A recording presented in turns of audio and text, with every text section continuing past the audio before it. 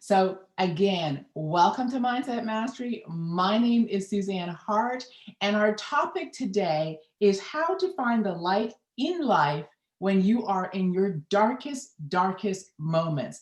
This conversation is for you if you are going through something right now and you are looking for a guide, a way out, some information that can possibly move you forward. This is also for you if you are in the middle of something and you're saying, you know what, I need to learn something. I know there's something here for me. I know there's a gift that I am supposed to learn in the middle of this what seems crazy. This is definitely for you.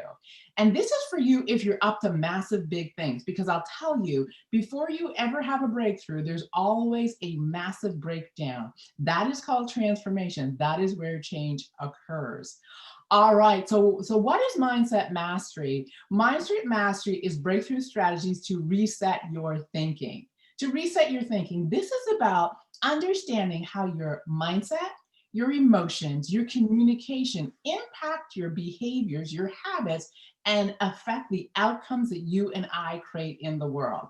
This is for you to have strategies to get past fear and uncertainty when you are faced with challenge, when you are faced with change, when you are faced with the uncertainty that often life gives. This is to ensure that you keep it moving and that you get past the person you're looking in the mirror, that you get out of your own way and you are achieve the goal that you put before you.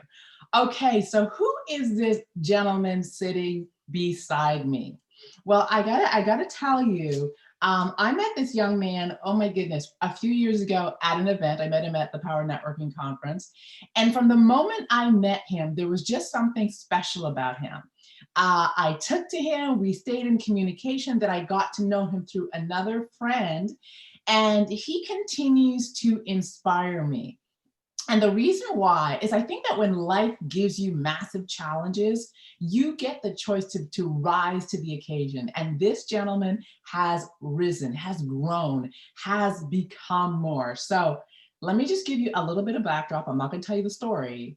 At age 20, this young man had a stroke. He had a number of brain surgeries and his life changed. He has now written a book called Favor, and this is about his journey. Now, I have had some glimpses of it. I've had a chance to read some chapters. I can't wait to dive into it, but he is going to give us the goods tonight. So welcome, Mr. Kawan Glover.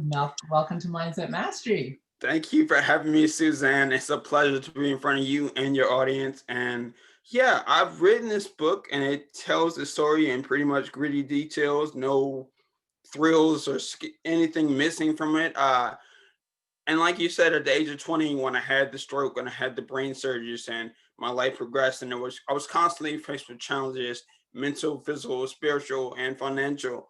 At that age, I was not sure where my life was going to go, and there was a point where I was just like, I'm not going to do this anymore. But here I am sitting next to you, and we're having a conversation, and I believe I have found my purpose, my passion, my direction, and my light to see my path going forward. So we're here today, and I'm going to have a conversation about that, and just give you and some of your audience some hope and some guidance on that path forward. Well, thank you so much for joining us. And I want to give everybody perspective, right? So tell us a little bit about what life was like before the stroke, right? Because you were just an average student. Yeah, I spend a lot of time in reflection about that now. So before I had the stroke, before I had the first brain surgery, I was in high school. I was a state championship track athlete. I had played football. When I got into college, my first semester, I boxed. So I considered myself an athlete. I didn't have any financial challenges. I come from a two-parent household. I had a 4.0 in college. So I thought my life was made. And then when everything started to deteriorate or rapidly dysfunction in my life, there was a confliction between my reality and my expectation of what my life was supposed to be. And when two different cold front and a hot front hit each other, it created a tornado. So it warped my perception of what my future would look like, and it led to a lot of other challenges. But again, before everything started happening, I was a above average student, a pretty above average athlete, and I was looking forward to living the good life. The good life. And I love the way you're saying that, because one of the things that, is really hard is we all go into situations with big dreams, right? Particularly at the age of 20. Life hasn't kind of, rubbed you and jostled you. So you're still at that stage where hopes are big. You still have big dreams. You see all your potential before you. And tell everyone what happened. Yeah, so it's interesting. Our mutual friend Brent Simpson, I was actually in his office, and his wife came downstairs, and both of them noticed I was having trouble talking, I was having trouble writing, I was having trouble walking, and Brent was begging me to go to the doctor. And then his wife came downstairs, and I immediately got up because I don't play with black moms. So I got up, went to the doctor, and that doctor did some tests, and he said, "You need to go to the hospital." In that moment, I'm like, why? I'm not dying. I'm not, my limbs are still there. Like, what do I need to go to the hospital for? So I go to the hospital, and they say, do a CAT scan. And they say, hey, you have something in your brain that's not supposed to be there. Called a lesion. And at 20, again, I have no frame of reference for anything dealing with anything with your brain. I'm like, okay, so you're gonna get it out, or you're just gonna talk to me about it? And then they sent me to another hospital, and they did an MRI, and they found there was something called a cavernous malformation. And again, I have no frame of reference, no understanding of what that means. I'm like, okay, you're gonna tell me about it, you're gonna fix it. So then they say, no, we're gonna send you home to monitor. And within a couple of days, I was back in the hospital, and that's when I had my first brain surgery. And again, I was 20 years old. So there wasn't a level of maturity to say, hey, you should probably sit down. You should probably relax. You should probably try to recover. So within a week of that surgery, I returned to university. And within a month of that return, I was back in the hospital when I had my first stroke. Wow. So you were of the mindset, okay, I had the surgery, it's all fixed, and I'm just gonna go back and live my life. Absolutely. I mean, again, at 20, you have no, like you said, Yeah. life hasn't given me any real challenge. So I'm like, okay, well, they fixed it. So I'm going back to my life. And then things really started to pick up in pace. And so you have a stroke. Yeah, I did. Talk to us about that, because when I think of stroke, I think of older people, right? Yeah, I say in jest that I have the Benjamin Button syndrome. I've had uh, shingles and a lot of things that happen to usually to older people. So that it was September 17th, 2014. I had a headache for 13 hours.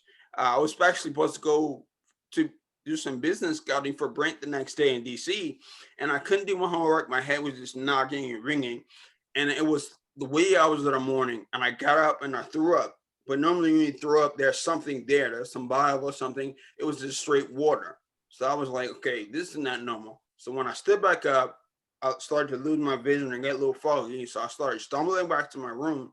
And then when I climbed onto my bed, my right arm and right leg just stopped working. They just went completely stiff. And I'm like, oh crap, what's going on? So I rolled over, called the hospital, and the ambulance now on the way. And I called my mom, and I didn't really know what it was, but I assumed. And I was like, Mom, I think I'm having a stroke. And then I was wheeled into the hospital. But in that moment, I'm by myself on the fourth floor of my apartment complex. I don't know what to do or what's happening to me. And I have, again, my only injuries have been a pulled hamstring, a Mhm. damaged shoulder from athletics. Those things heal. This was something that was affecting both mentally, but more so, well, actually physically, but more so mentally, because I did not know what to do next. So it was really scary, really Yeah. life threatening, and I just didn't have the vocabulary or the understanding to know what was going on. And so ambulance come, they bring you to the hospital. What happens? I get to the hospital, and I remember the doctor saying something that really just got under my skin. I believe it was this time when I got to the hospital, he was just like, "Oh man, why didn't you get here faster? We would have fixed this." And I'm like, Really? "How?" how was I supposed to know I was having a stroke? I just had a bad headache. And that, that rubbed me the wrong way. But in that, I was used to having full use of my body. So now I'm not able to walk without being a fall risk, without having a chaperone. I'm only able to eat with my left hand. I'm right hand dominant. Is my life ending? Is it falling apart? Am I going to be the same person? And I'm having this identity crisis because I expected to be, at this time, I'm studying finance in school. So when I grew up, I wanted to be a paleontologist because I like Jurassic Park. Then I wanted to be president of the United States. And then I want to be like the next Jamie Dimon on Wall Street. And then I'm like, none of those things are ever going to happen because I can't even walk or hold it Mhm. together. So it was just, my ego was destroyed on a regular basis because I was used to being able to control my environment, what I was doing, being independent, and I just was not able to because it was a real risk. So about a week or two later in the hospital at GW in Washington, D.C., I went over to the rehab hospital and I had to relearn how to write and relearn how to walk and just rebuild myself. And because I had been an athlete, I was used to training. So I started training. But those nights in the hospital by yourself, it's like staying in a luxury jail. They turn the lights off at a certain time. There's nobody around, just alone with your thoughts. And it was this creating this negative loop of you're never gonna be anything. This is who you are now. You have to accept it. And it just wasn't going well in my head, no matter how much I recovered. So I spent time in there, and then I got out in that October. But before, I know this one experience always. When I was in ending my stay in rehab, we go out and have an outing with our cohort. So I was in line. There was a person in front of me and a guy in my cohort in front of me, and what we're tasked with is handling money. So he Mhm. was struggling to handle the transaction, and the person behind him was like, "Ugh," like this person was clearly frustrated and felt inconvenienced. And Mhm. I'm just like, in that moment, I'm like, you don't know this person's story. You don't know what he's been through. Have some empathy. You don't know how difficult this actually is. And then when I got to my bed that night, I'm like, wait, is that the way I look at other people? Is that the way I've always thought of other people that have disabilities or not able to do things as quickly as I'm able to? And that's when I started to make that small change of perspective that allowed me to make the bigger changes later on. So Jet, it's interesting how one of the beautiful things about circumstances is they ignite compassion in us for the things that we took for granted at some point in time in our life. So talk a little bit about your journey before your breakthrough, because you in your, as I was looking through your book, and you talked about some stuff that didn't go so well in terms of how you began to cope. So share a little bit about that. Yeah, so after this rehab stint and I, go back to school and everything's, I'm in school again. And then I have a massive depression that following summer because again, I'm just not able to accept the fact that this is where I am now as a man, as a person. This is what I've been reduced to, lack of a better word. And then I went back for a brain scan and my doctor always said, "Hey, there's something there, but I can't tell what it is. It's gonna be fine." So he comes in, and it's just like sometime in September of 2015. He was like, "Yeah, I don't know how to tell you this. So your mass is growing back bigger and faster." And I'm like, "Well, again, I'm just not able to comprehend what that means." And my mom instantly breaks down. My dad's kind of holding and looking around, and then something inside me is like instinctual. Instead of saying sobbing and being sad, I just like blurt out, "Schedule me for the next surgery." And they're like, "You don't want to think about it?" I'm like, "No, just schedule me for the next surgery." So we get scheduled for October 1st. But where And where then did that come from? So before you move on, where does that quick response come from? I feel like my one of my instinctual traits is to protect others. So if we had Mm. waited to schedule and think about this and kind of hark on it so long, people would have fell apart and my parents would have been destroyed and would just been sitting around ruminating on what could possibly happen. And I wanted to prevent any of that lingering time. So I just said, let's go ahead and schedule it.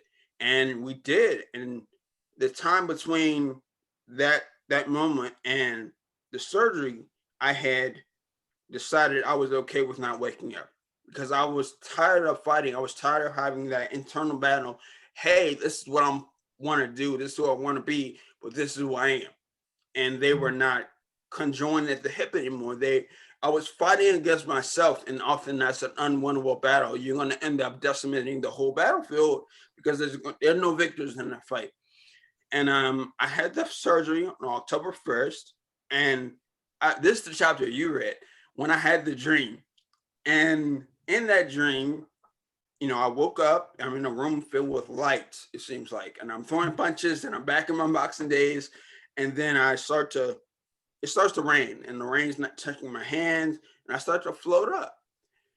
And now when I look back on it, I think this is where people in the movie say, like, I saw the light, and this is where you're ascending to heaven of some sort.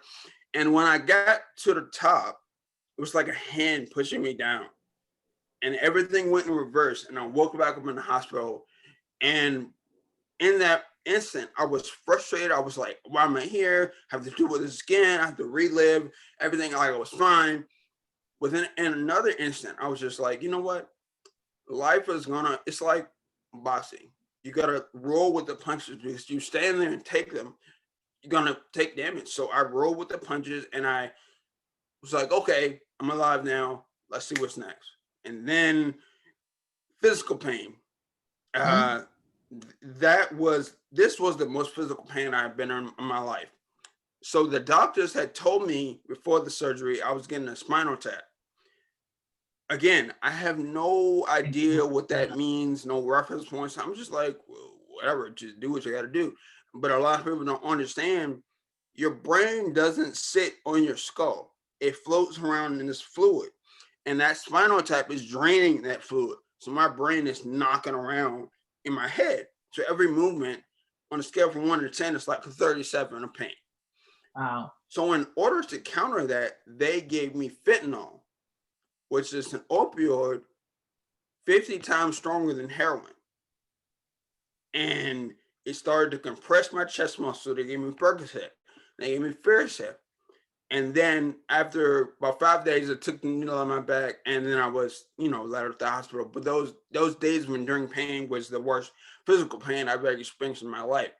But that was a precursor to my further mental decline, because then in order to cope with who I was, who I had become, I started to abuse opioids. I started to abuse any drugs, alcohol I can get my hands on to separate myself from who I had become, to escape from my reality. And the longer you hold out pain and don't deal with it, it has no choice but to come back with a vengeance. Yeah. It's funny because you're talking alcohol, and I was having this conversation earlier that alcohol is one way we cope, drugs is another, food is another, work is like, there's so many different coping mechanisms, and it's when we are attempting to run away from ourself, or run away from life, or run away from a situation that is confronting. And but the thing is, the sad thing is you can't run.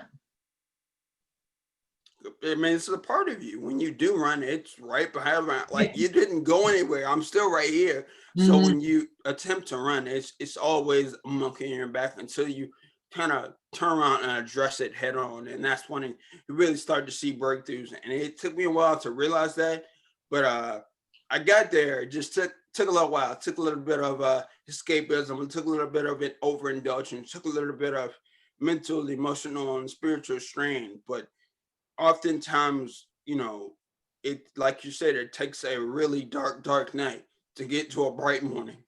So talk a little bit about the dark night that broke into the bright morning, because one of the things I was going to ask, is that we just did a storytelling workshop, and we talk about the downward spiral, and we all tend to spiral down, and it's different for everybody, and the depth is different for everybody, but we get to a place where it's like that moment where you go, I just can't do this anymore. this is like it can't get in, like I can't take this anymore. And it's almost like we have a choice to make. And so what was that dark night that created that choice for you? If you look at my entire journey, it starts from here, childhood, and then about high school, it gets to the height. And then it Mhm. starts to drop off, and then the surgery, and then the stroke, and then the surgery, and then the depression, the opioid addiction, and then the third surgery, and then it goes all the way down. But there was a point after that third surgery, I raised $100,000 on the GoFundMe. I had conquered my $1.2 million medical debt. I had dealt with the physical adversity of having my body cope with 3 brain surgeries, but I never addressed the emotional and mental trauma. Mm. And what was causing that is what I discovered at that moment in the dark where you're just like, this is it for me. If I don't go up from here, this is it. I was laying in my bed, and a lot of people don't take responsibility for their actions, so they shoot off on everyone else. I was taking over responsibility, and that led to guilt. So I felt like everything I did, said, and believed was the reason why people are upset, why people are paying money, why people why they were worried about me, why I was in the condition I was, because I blame myself. I was guilty of a crime of ruining people's life. It became irrational. It was to the point where I'd be in a classroom, and if somebody's pencil broke or the pen stopped working, it stopped working because I was in the room, and somehow my presence caused that disruption in the matrix, if you will. But there was one night in August of 2019, I'll never forget it. I was laying on my bed, and hands behind my head, and it was dark, no TV on, no lights, and I just looked up, and I was just like, I think I just watched Tony Robbins, "You Are Not My Guru," and I was laying there, and I was just like, none of this is your fault. Life happens. Mhm. And then it was like a light switch. I was like, you know what? You're right. And I was talking to myself. And that was the moment I started to make my uptick. I mean, again, I want to make sure people understand that when you start to tick up, it doesn't go shoot right straight back up. There are still hurdles on the way, but that was the one moment I can see it so vividly in my head that changed my trajectory and led me to the man I am today. It's interesting, because one of the things you're talking about, our mind is such a uh, interesting mechanism, we are meaning making machines. We need a reason for everything. And I can imagine that when you don't have a reason for why this happens, there has to be one. And when you see the fallout of everybody having to cope with what has occurred, I could see it being, I've caused this for my family, I've caused this for all these people, and so there's an internalizing of it. What and so you have this aha moment where none of it is your fault. How long did it take you to really begin to embody that it wasn't your fault? Because I don't think it was like none of it's my fault, and then the next day you were like skipping and it's none of your fault. None of it was your I fault. can give you the exact date. It was August 22nd, 2020. When I wrote in my journal, I feel whole. And that's when I started to embody gratitude. I started to embody that idea that it wasn't my fault. And this is why I realized this happened to me. And this is part of my story, part of my journey. But it was not solely for my benefit. I learned a lot through it. But the reason this happened to me is why I have this story to share with others like you and your audience. Like, this happened to me so I can give this gift of, you don't have to climb the ladder of destruction. I've already climbed before you. So all you have to do is look at my journey and say, don't do that, try that, implore more of this, because I've been through the muck, I've been through the mud, I've been in the dark tunnels, and now I'm bridging the gap between that darkness and the light in the tunnel so you can see a clearer path for yourself. It took a lot of trial and error. It took a lot of self deep work. It took a lot of therapy. It took a lot of every part of me. It was this whole arc of my journey of my life over this last 6 years has been an entire spiritual journey to find my purpose, which is why I called the book Favor, How I Found My Life's Purpose, because now I know what I'm here to do. I'm not looking around saying, oh, I should try this or I should do this. Like, no, I'm here to share my story, to inspire hope and change in other people. And the reason, like when you look, I didn't even realize this. When you look at my logo and then you look at the thing behind me, the banner behind me, they look like V's. And my big thing now is taking people from victimhood to be the ultimate victor in your story. Yeah, yeah. And that is what I am here to do. That is my life's mission. And that is a powerful mission. So I want to talk about the bottom of the V, right? Mhm. And we, before we jump on, we were talking about the power of acceptance. And so for those who are in something right now, can you talk a little bit about what is available when we accept? And I want to define accept for everyone before I let you answer this. Oftentimes when I tell people you want to sit in acceptance, they collapse it with giving up. They collapse it with surrendering. They collapse it with throwing their hands up and feeling hopeless. And when I mean acceptance, I mean is really looking at your life and going, this is the hand I've been dealt. This is what is. So if you can share for everyone listening, what's the power of just sitting in that place of going, this is it? Yeah, a lot of humans, a lot of people, we just spend our time focusing on things we did or things we may do. And in that middle ground, at the bottom of the V, lies the acceptance of what is right here in front of you. Your present reality helps you really focus on, I'll ask you a lot of times, when's the last time you went outside and looked up at the stars? Because they're there, but we're spending so much time thinking about, oh, I have to do this tomorrow, or I wish things were, and you miss that acceptance allows you to, it's not giving up, it's accepting the present reality. And when you are constantly focusing on the past, that leads to depression, or focusing on the future, that leads to anxiety. When you are missing the present moment, you're going to miss the blessings that could be right in front of you that can transform you into the best version of yourself. The bottom of the V for me, and I'm going to use that from now on, is acceptance.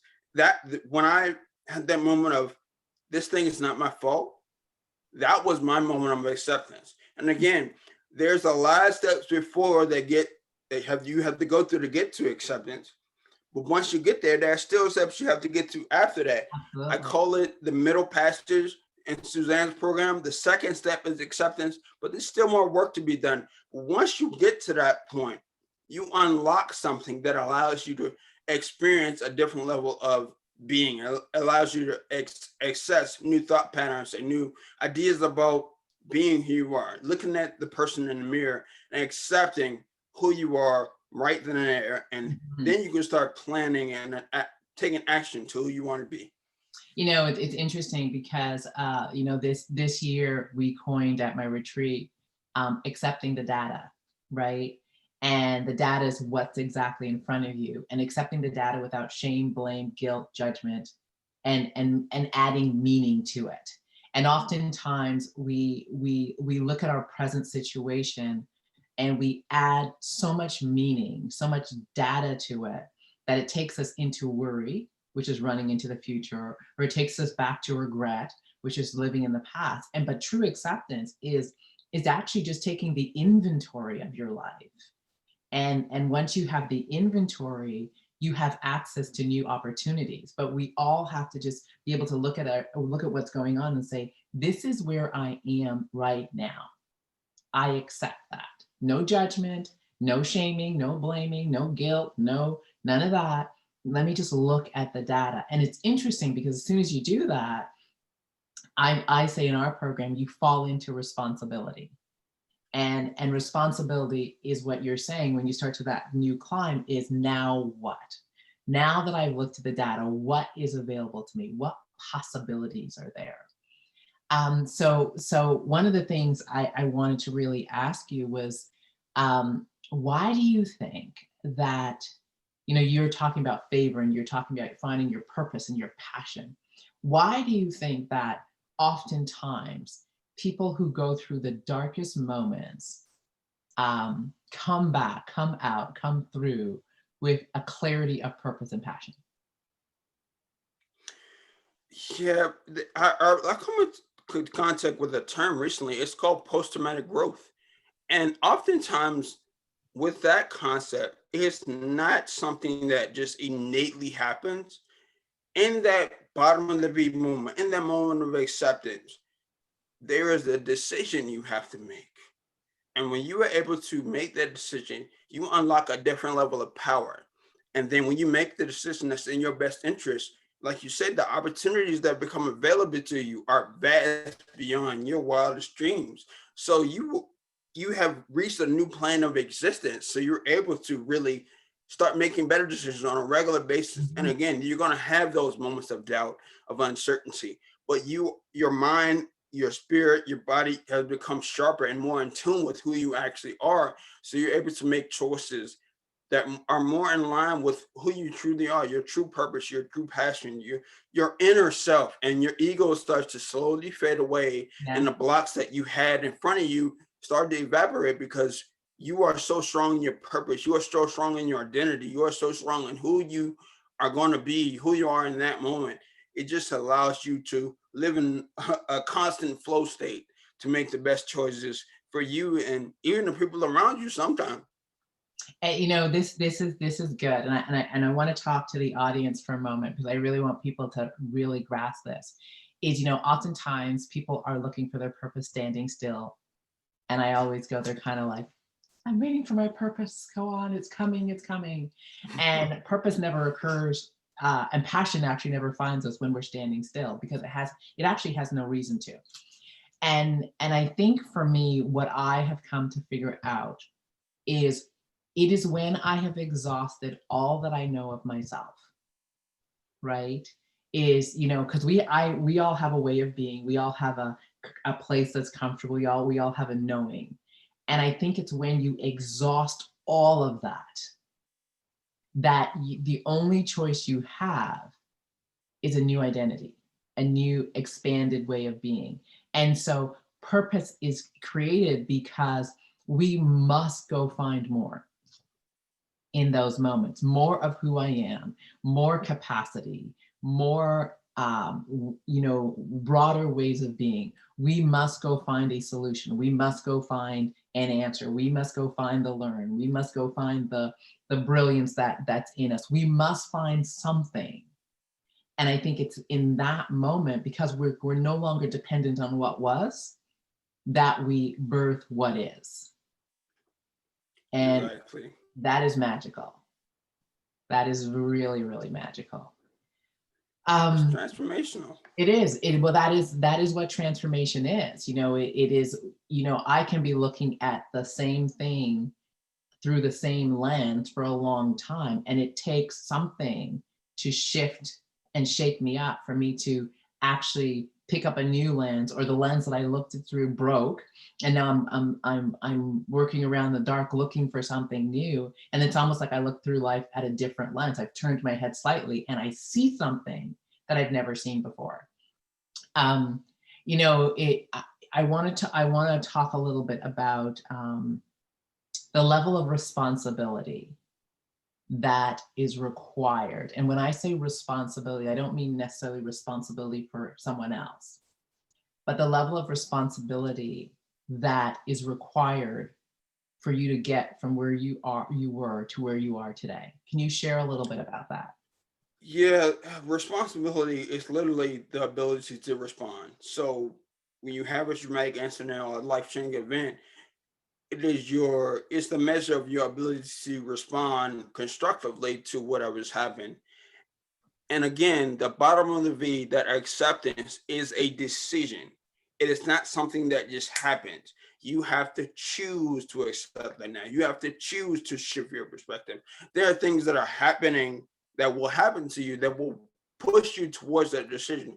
But ultimately, it is your responsibility to make that choice. And when I started to take responsibility of the things that were in my realm of responsibility, things that I could control, when I start to eliminated the things that I could not control and take responsibility of my own life and my own choices, and I started making those decisions that directly affected me, I started to see a clearer vision. And that responsibility is so important. Oftentimes people think, oh, if they just do this, I'll do this. If this relationship works, I'll be fine. If I get that job, I'll get married. Like, when you start attaching your progression onto some external event or external person or external what have you, you start to lose control and you're eliminating responsibility, which doesn't allow you the autonomy to make the decisions to benefit you, to reach your ultimate victory in life. So responsibility is very important because, again, I can bring a horse to the water, but I cannot make him drink. You are the horse and you have to choose to drink. That's really all it comes down to. There are a number of things that happen, but you have to choose to drink. You know, that is wisdom. That is wisdom right there, because I think I know people that are, you know, in their 50s and 60s and have not grasped that one concept that you so eloquently dropped in front of us. You know, it is really and you know, one of the reasons I do mastery, personal mastery, mindset mastery, because I think mindset mastery is actually leadership, personal leadership. And when I talk to leadership, I often say to people that why it's so powerful is the only person you and I can lead is ourselves. And we are so conditioned to look at leading as doing something to someone else. And I have no control over anyone else. So the only thing I am responsible for fully is Suzanne. And it is when I lead Suzanne brilliantly that magic begins to happen. It's almost like I create this domino effect in the world, right? Of I show up with my brilliance, with my level of mastery, my level of leadership, and I influence Kawan to want to help me just because of how I show up. But it starts with me influencing myself and having mastery over self and allowing the world to choose how they come into my sphere, if you will, and how they will participate. But the only thing I can really influence, totally like control, is Suzanne. I can influence other people, but I can control Suzanne. You can control Kawan. And I think, you know, what you're really sharing for everyone listening is such a gift, because so many people spend so much time attempting to control other people, to control things that are outside of themselves.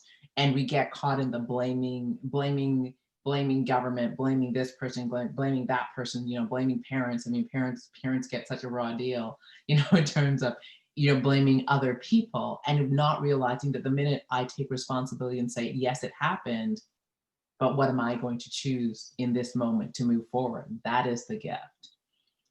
So what is, so Favor, book, congratulations. Mm-hmm. What's the thank you. Yeah. So what's the goal for the book? What do you want to do with the book? How can we support you? I mean, let's just ask straight out. I mean, we got people listening. Come on. How can we support you? Yeah, the book is available on Amazon in paperback and ebook format. And when I look at the book, it's really two things for me. I wanted to share my story because I believe that's my purpose on this planet, to share my story, to give hope to others.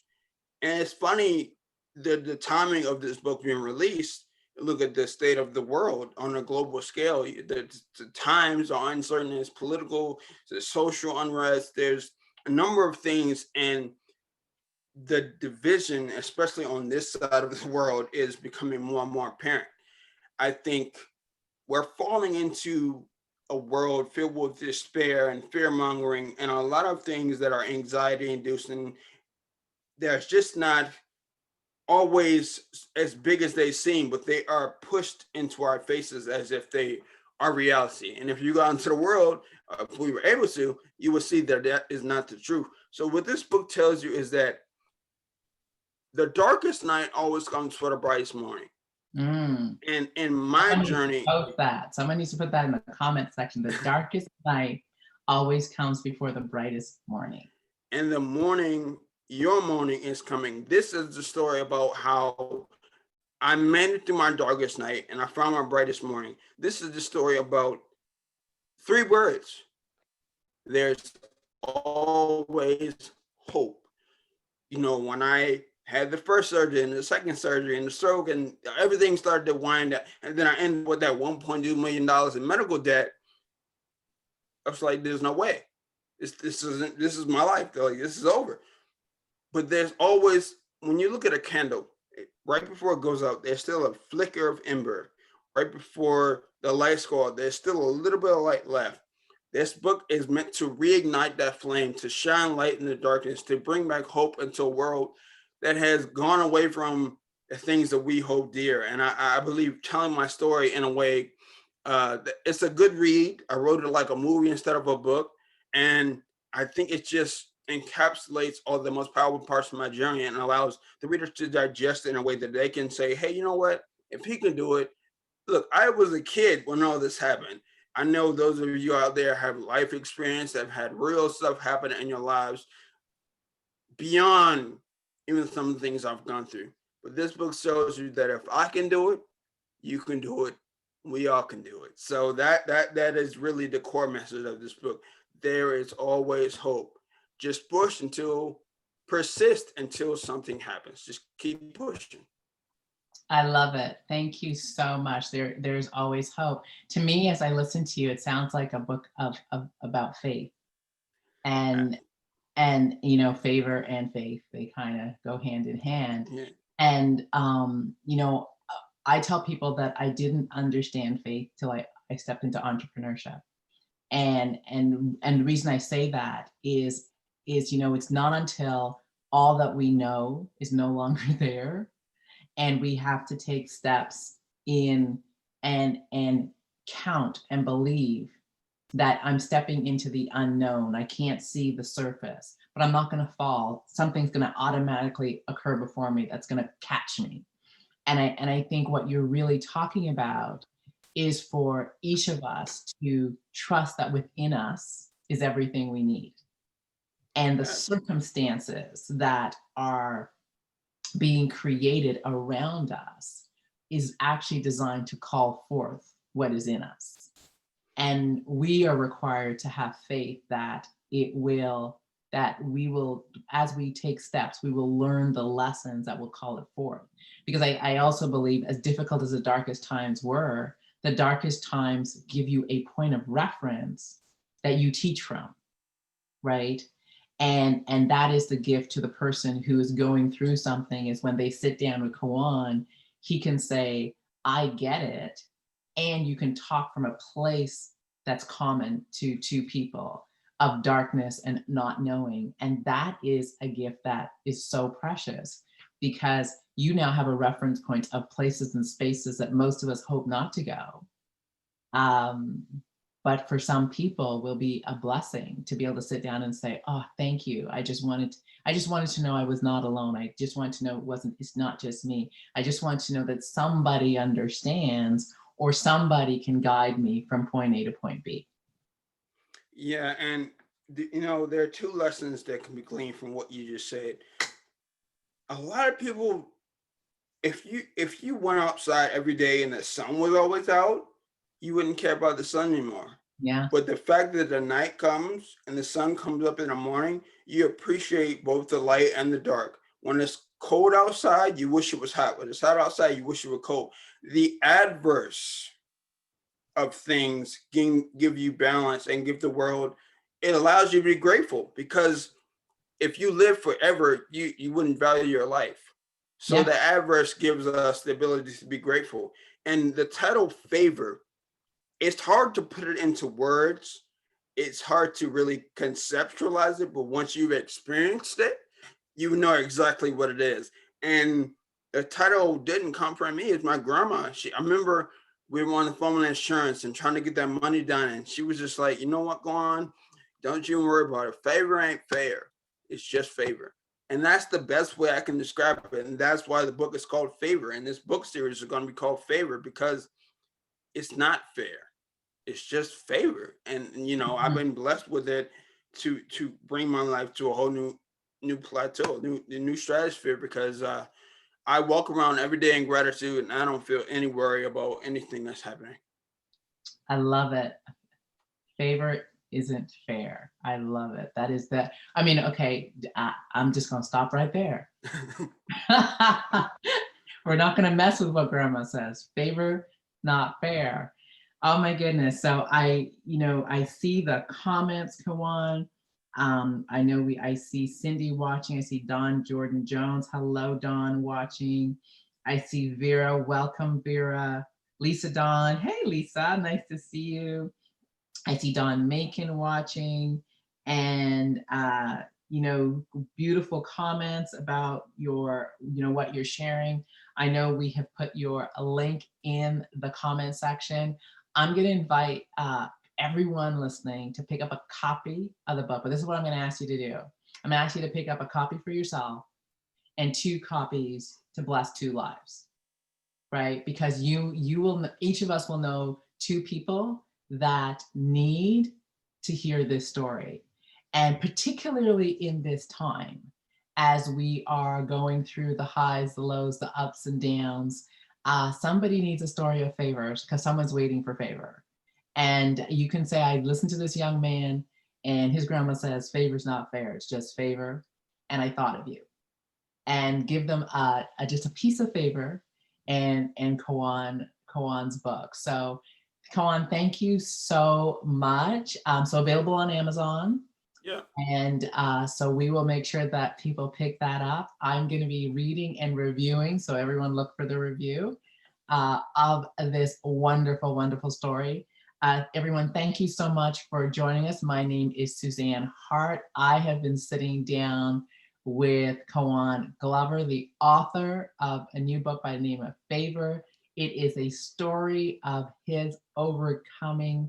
Adverse is a light word to use, an adverse situation, and you definitely want to take a peek behind the cover of this book and get your read on. Everyone, be blessed. We will be back here next week, Thursday, 7 p.m. Eastern Standard Time. Look for the notice so you can find out what the topic is and share. And if you're listening on YouTube, please like and subscribe. All right, everyone, take care. We will see you back here next week.